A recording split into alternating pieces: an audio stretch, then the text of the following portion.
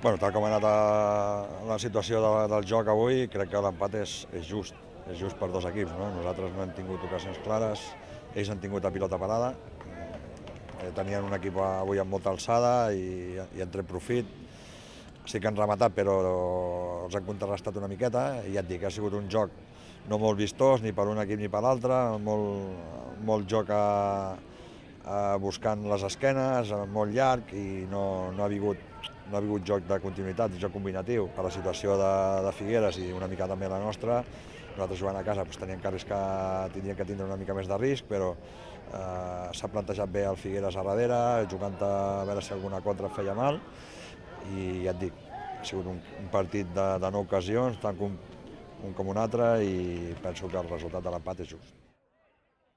Avui era qüestió de no arriscar, de no perdre, és així de clar, de no perdre, i donem per bo l'empat.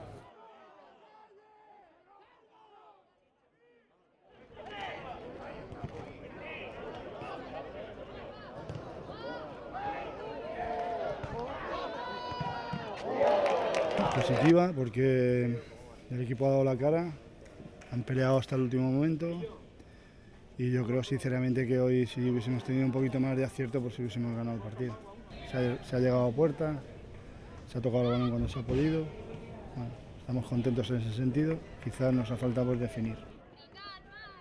El equipo con todo no ha hecho a balón parado todo el daño que podíamos hacer, porque hoy no sé por qué el toque no lo hacíamos bien, pero bueno, en jugada, llegando, tocando, por fuera, por dentro, hemos tenido las oportunidades suficientes como para haber hecho alguno y ponernos por delante.